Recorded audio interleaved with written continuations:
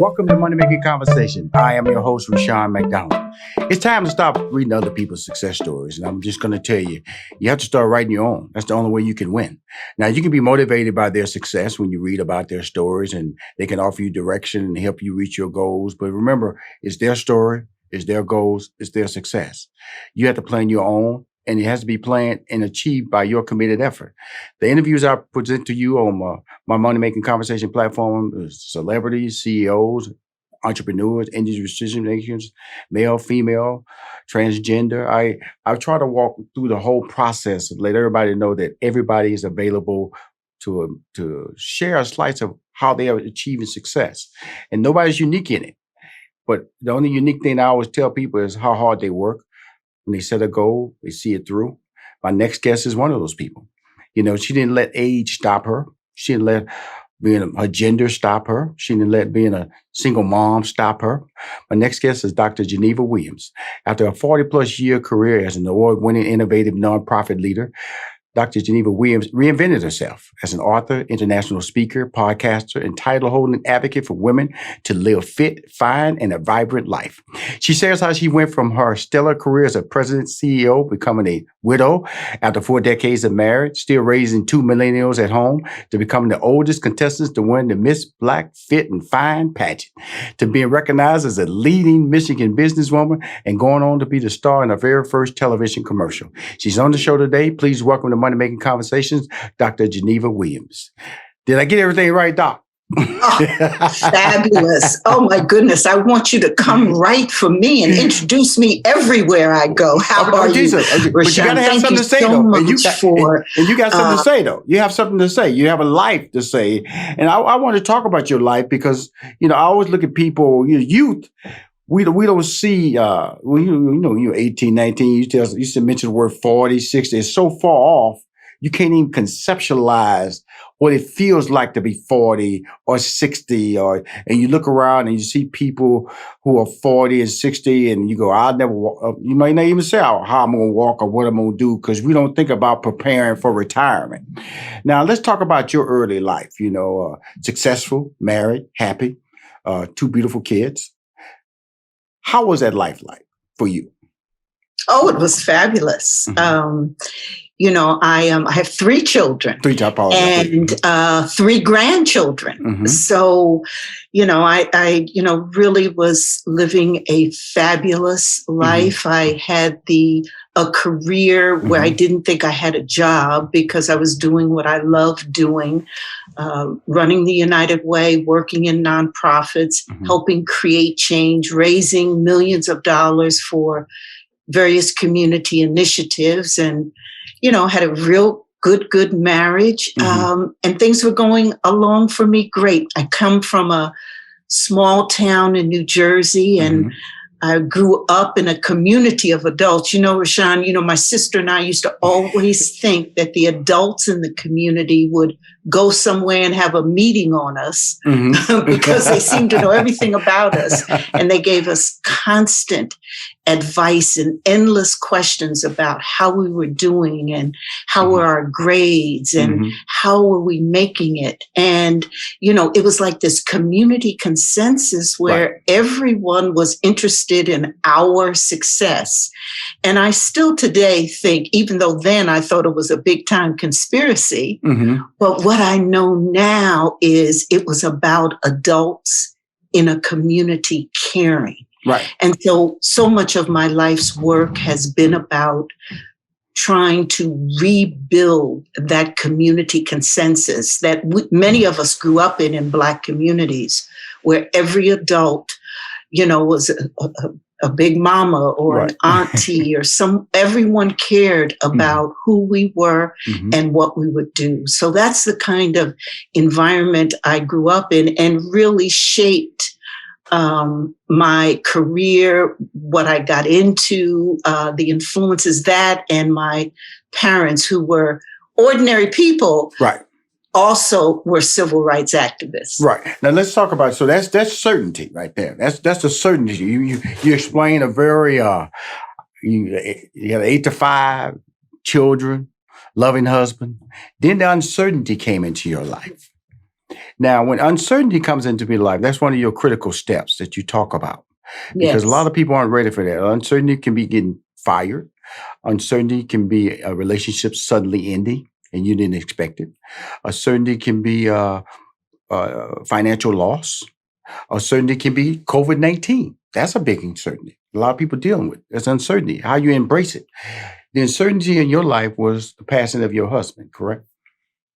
Yeah, and it happened at a time where I was experiencing all these ups and downs and differences in life because I was in my 50s and 60s. And there's something about when you get to a half century, right. more than a half century of living, you know, you experience all these different changes, everything from the gray hairs to your body changing, to the changing in relationships and taking care of aging parents and seeing children go out and do their thing, which you want them to, but it does create these changes. And what was I going to do for retirement? All these things were going when both my parents and my husband got very sick. And I went into several years of caring for them. And then they all passed pretty much within months of each other.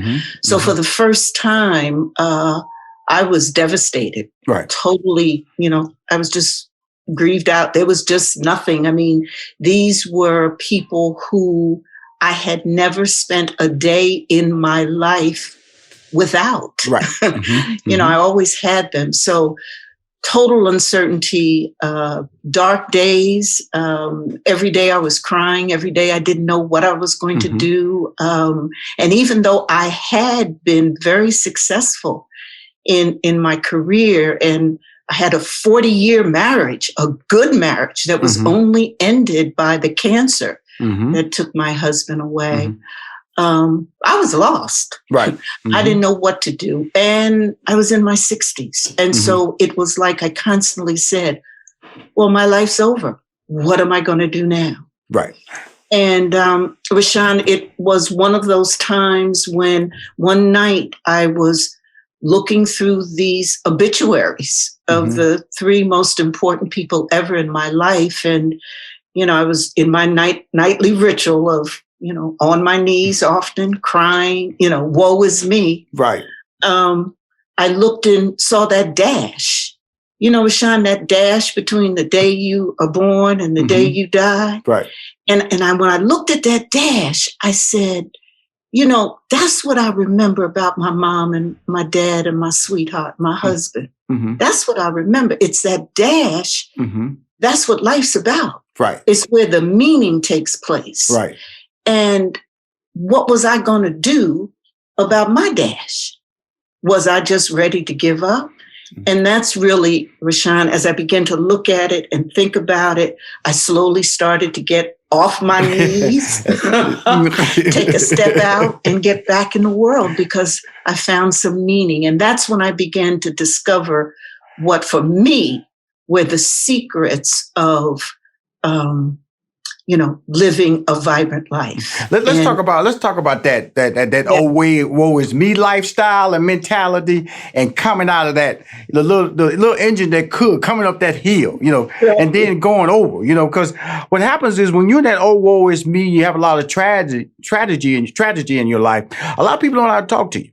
They feel nerves by telling you to suck it up. Or come on now, you have a lot of life to give. So you don't have a lot of people around you that can challenge you because they know you're in a state of sadness, and they don't want to sound like they are selfish by telling you can move on.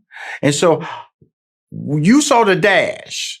What were everybody else saying around you, the family members, your friends, and all that good stuff? Yeah, everyone, and you know, when you're in that state, everyone is so supportive, or they try to be. They do tell you things like, you know, you got a lot of life ahead of you, and move forward, and, you know, get over it, or it's time to get over it. And, you know, none of that helped me. None of that. And, you know, I don't believe there's a timeline for grief. I just really don't. And I had to discover me for me in myself. Right. And the first thing and what I discovered, for a secret for me that I discovered, was I had to reconnect with my why. So my purpose, my raison d'etre, why am I here? Not about my husband and my parents and my children, my grandchildren, all the friends and family. Why me, Lord? Why me? What is it that you have for me? Because I believe each of us has at least one unique gift or talent. And finding that gift or talent and understanding your purpose. And as I began to reflect and really go deep, Rashawn, I rediscovered my purpose. I re-found my why I'm living. And so that's one of the secrets, I think, to life at any age. And that is knowing your purpose, knowing why you're here, why God put you here. What is it you're supposed to do? And that's the thing that helps get me up every morning, gets me excited, and to think about, I'm fulfilling my meaning. And I rediscovered that, God put me on this earth to inspire and teach, and to help particularly women over 50 who are in my same age category to rediscover themselves and figure out their next steps, because we're not done yet.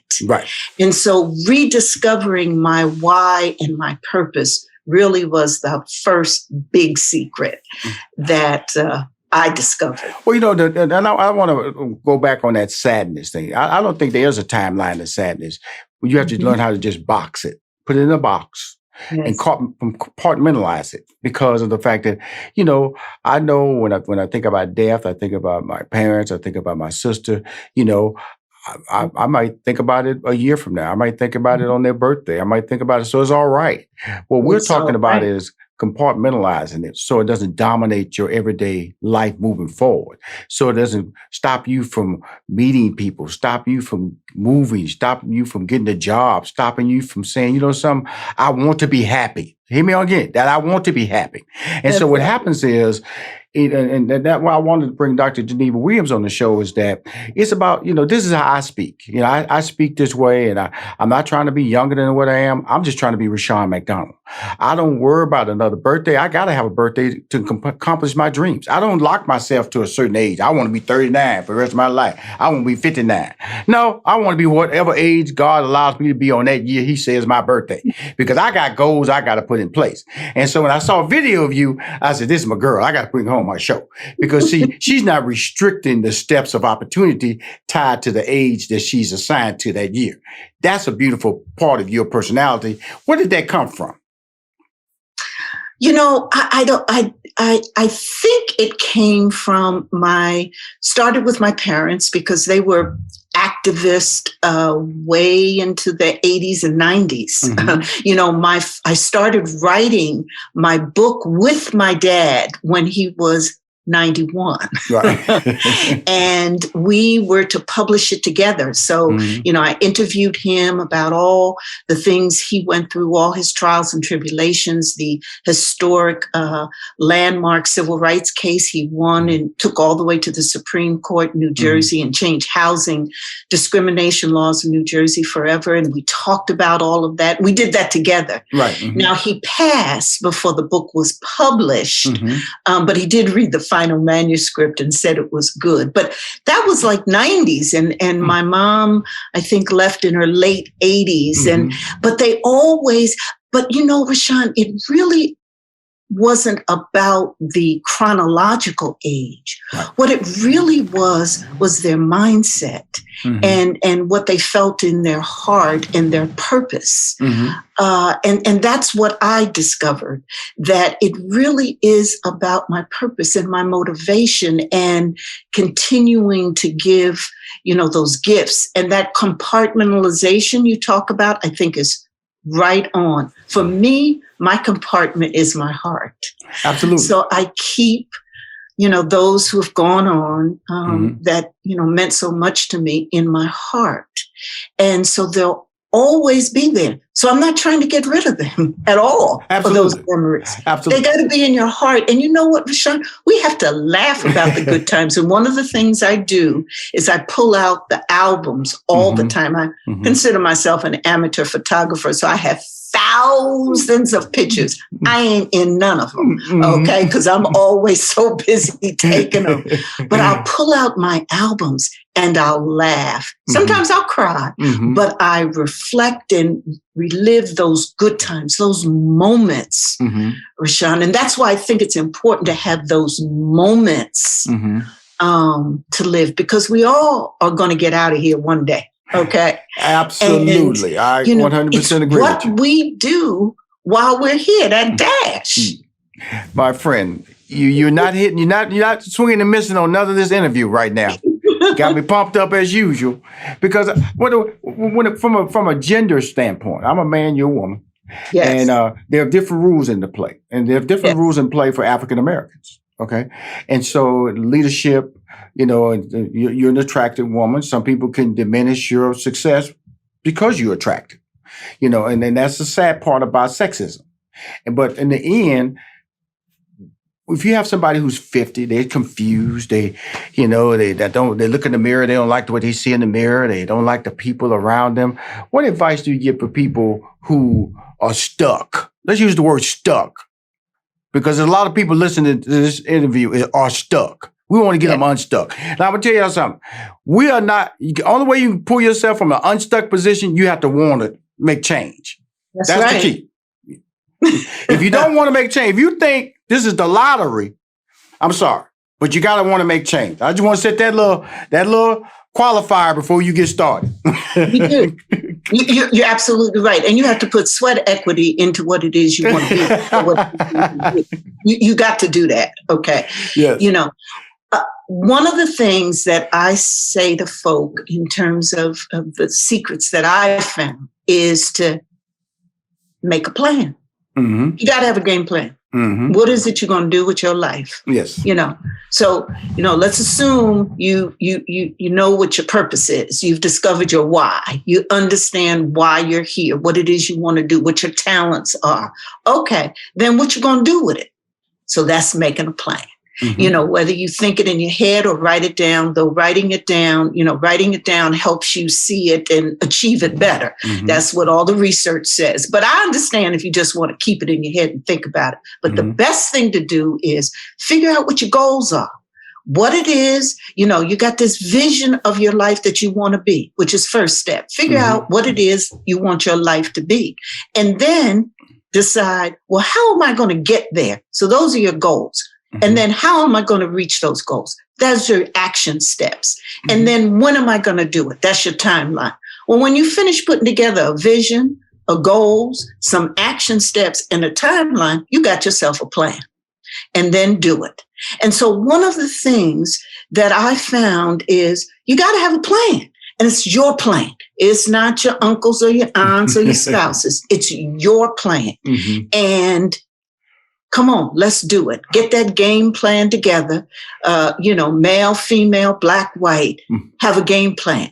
And that, and it's your plan. And be willing to switch it up or change it if you need to. People say to me sometimes, well, I don't know what to do. I don't feel I'm really done anything. I'm stuck, that kind of thing. One of the tips I give folk when they feel that way is to make a list of your accomplishments. Rashawn, I don't care who you are. If you living and breathing, and if you listening to us have this conversation, in your life, you've accomplished something. Probably a whole lot of somethings. And so one of the things, pull out that piece of paper and write down all of the things you've accomplished, all your successes. What have you done? When you sit back, I'm guaranteed you sit back and look at that list, you're going to say, But that's important what you're saying. But you know what I'm saying? Here's something that absolutely, what I'm saying. It's like in my life, because a lot of people have qualifiers on success. They look at LeBron James, and that might be successful to them. You have to look at your competition. I remember when I was building Steve Harvey's social media, I put his competition that was close to him. I didn't go way up there that was way away. I started close to him and started setting his goals in social media. And we started passing them as we went along the way. Now, if I'd have set his goal 4 or 5 million away instead of 50,000 away, then guess what? It would seem insurmountable. And so when you start talking about goal setting, set goals that are reachable. That's right. I always talk about 90-day goals. I don't talk about years where, that's why a lot of people don't go to college, because they see here 4 years. It just knocks them out. 4 years. I can't stay committed to something like 4 years. That's why people go to trade schools. And I'm not knocking that, because they see a shorter turnaround. But always know, set a goal that you feel comfortable with in reaching. And that's what she's saying about planning. A lot of people plan success, but they don't plan it with a goal, a reachable goal.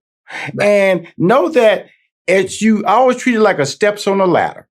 Each step gets you higher. Each step gets you higher. You don't want to jump steps on the ladder. You might fall off. Hurt yourself.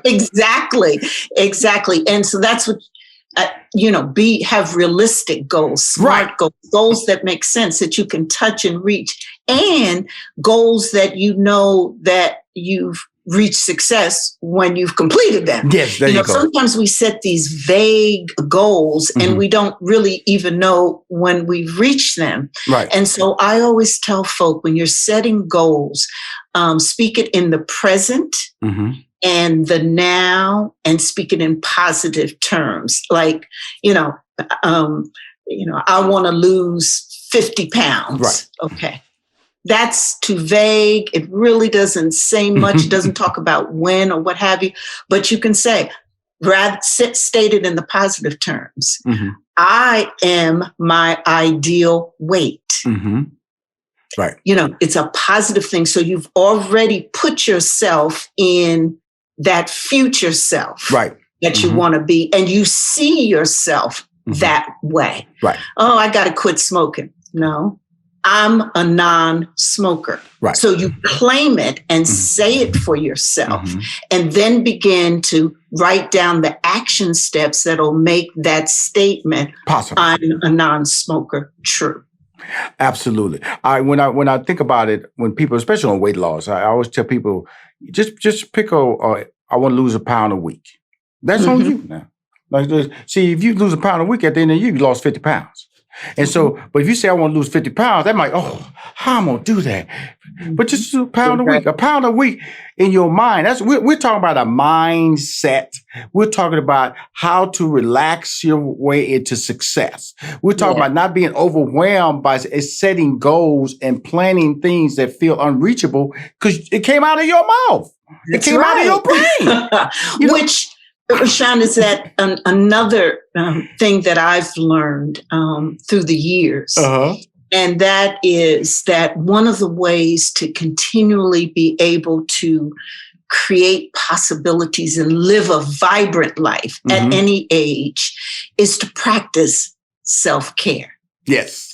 Too often, particularly for women, we get so busy in life trying to be successful, trying to, climb to the top, all of those things, that we forget to take care of ourselves. And I'm not talking about, making sure you get a massage every week, though that's good. Now that'd be good. Okay. That's, if you can afford it, that's great. But, self-care is about so many different aspects of your life. It deals with your social care, your physical care, your psychological care, your mental, your emotional, even learning how to say no. Right. Is a good way to practice self-care, so that in fact you're putting your needs, your priorities first. So practicing taking care of yourself, loving yourself the way that you should, eliminating the negative self-talk. We be, talk, and all these things kind of run around in our mind about what we can't do, these limiting behaviors, what we can't do, what we can't say, what we can't wear, what we shouldn't do, et cetera. By the time we finish, you'll be exhausted. Right. So we need to reduce or eliminate the negative self-talk. And that's part of taking care of yourself, that self-care, that self-love, that particularly during these times, as times are tough, as we're in pandemic, as, we're facing uncertainty, an uncertainty that is the pandemic, Rushion, is going to end. Right. We'll move into something different, but uncertainty is going to be with us always. Life is about ups and downs. Right. That's what life is. Right. And so learning how to embrace uncertainty, become a master of having yourself developed, learning the tricks and tips to decrease worry and stress and focus on your goals. Those are things that we should develop. We should become masters of that, pandemic or not, because it will always be something that's in our lives that we're not going to be 100% sure of. Right. So, hey, let's become those masters of being the best that we can be, being the most vibrant that we can be at any age. Cool. Thank you. She's a late in life beautiful queen. I'm gonna say beautiful queen. I'm not gonna say beauty queen. Beautiful queen. She's a queen. She's an entrepreneur, online course creator. The thing I love about you is that you don't let age stop you. And that's what I'm preaching now. I'm preaching that for even somebody 20 years old. Don't let age stop you. Don't tell somebody you're too young to accomplish that. 30 years old, 40 years old, 50. And when you hit 50 and 60, please stop it by saying that you can't accomplish your dreams because you're too old. That's a message that she delivers on a daily basis. Dr. Geneva Williams. And Dr. Geneva Williams, I want to thank you for coming on Money Making Conversation. I only have one request. Will you come back? Oh, I'd love to. I'd love to. One of the things that I said as I, celebrated my 70th birthday was I'm going to be doing only those things that give me joy. Having a conversation with you and all that you do to help other people brings me great joy. So it would be my pleasure to come back and continue the conversation. Well, we're gonna do this annually. Okay, I'm gonna lock this date down because my birthday is in February, so you're gonna be one of my month birthday. Celebrate your birthday. Okay, that's what I'm talking about. So my dear, we're gonna stay in touch. If you ever have an event coming up that you need to get promoted, you can always count on me. Even if it's in Michigan or any state area, or you got a seminar that you're doing, please come to me. I'll help promote it. Thank you. In fact, I've got one coming up for AARP. They've asked me to help their members learn how to create their personal action plan for 2021. So I'll be doing that. It'll be a virtual event, and I hope you can be a part of it. I will. I'm there. Come on now. I'm there for you, Doc. So let's make it happen. So I want to thank you again for coming on Money Making Conversations, okay? Thank you. If you want to hear more Money Making Conversation interviews, please go to moneymakingconversation.com. I'm Rushion McDonald. I'm your host.